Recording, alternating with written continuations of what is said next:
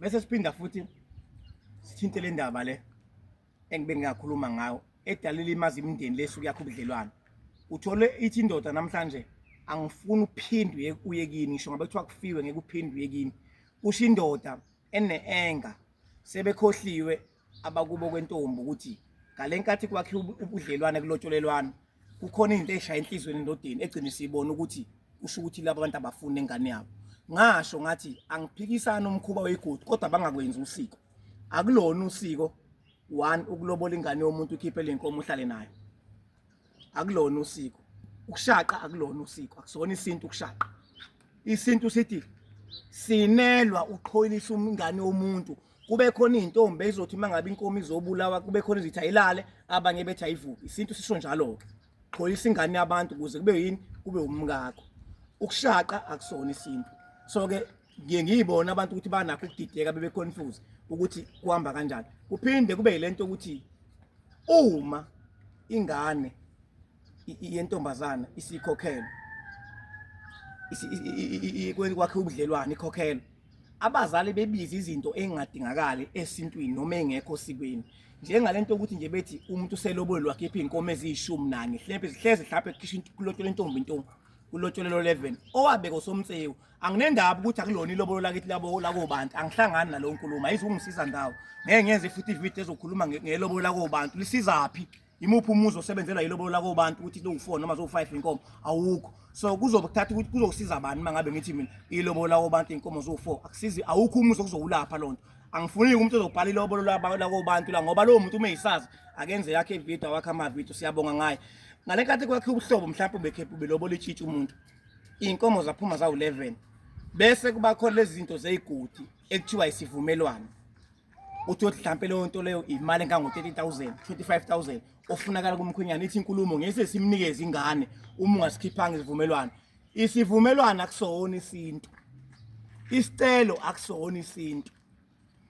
Yonke lezi zinto ezinemali phakathi edlalisa imali. Yingakho ngisho ngicamaze ngenomvula mlomo umuntu uma ngabe ekhipha u2 abakhongi mabephethe u2 bethi nanga u2 naye imali emhlophe esinayo. Akekho umuntu ongababopha ngoba mabephethe inkomo baphethe into enkulu ethongeni. Mabefika nenkomo eziyishaka baphethe into enkulu ethongeni. Bazothi mangabe kukhulunywa bethi thina sinayo imali yalento enikhulumisa ngicamaze nomvula mlomo. Nginopondo omhlophe kodwa nazi inkomo ngiphethe ngani ngetruck ngoba into ebalulekile ethongeni izinkomo. Namhlanje sinabantu abathi angifuni ukuphinde ngikubone uyakini, angifuni ngisho ngafuma babo wakho noma ngafuma wakho, angifuni lento yakhe into ukuthelo ngisho emndenini uma kodwa umeseganile abamfuna osikwiza ngoba cacile ukuthi wakhokha kakhulu ubhuti. Ilezi izinto engenasidingo ezibizwa abazali, izibizo jojo tank, ilento yesicelo, ilento yesivumelwano. Lento yesivumelwano imikhuba yegodi engasilona usiko elimaza lento yakwaZulu ngoba umuntu imizi eminingi singakhohle ukuthi ayisafuyile ayisenazo inkomo. Kwanami uqoba nginazo inkomo ufuna mangabe ngowakho ubudlelwane ngihambe ngeplaza ngiyothenga inkomo. So asithatha indawo, akukho la kuthiwa khona sinomkhulu abashifa likife akubona bonke abantu abanefa. Umuntu uhlanganise kanzima wazama ukuthi okwakho ubuhlobo nasinimcezela ngelobolo walikhipha ilobolo ngoba ilobolo ela kwabantu nasinimcezela ngani ngalento yezivumelwano, namcezela ngesicelo, namcezela ngesibizo ukuthi uma kuqala nje kuno 25,000 wesibizo. Lonto ayikho sikweni, iyalimaza, yenza ukuthi umakoti kusasazondwe. Umakoti meseganile bemnyanyi ngisho sikwiza ngoba ingane yabo basuke becasula ukuthi yakhokha kakhulu ingane yakwabo, yakhokha ngisho into engekho sikweni. Kwathiwa kufunakala isicelo, kwathiwa kufunakala into abathi yini, abathi isivumelwano. Ayikho esintwini lento isivumelwano. Into ekhona esintwini yilobolo kwaZulu.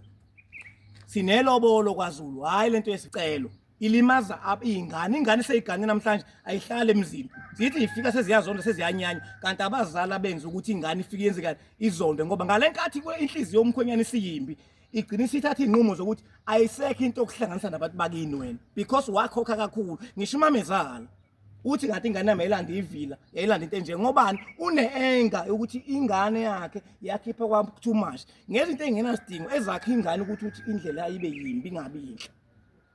Ngiyacela abantu beyinakisise lento. Asinaso isicelo esintwini, asinawo lento yesivumelwano esintwini. Abaye kwenze ngegodi bengaphoqi engathi isintu. Asinawo lento okushaqa kwaZulu.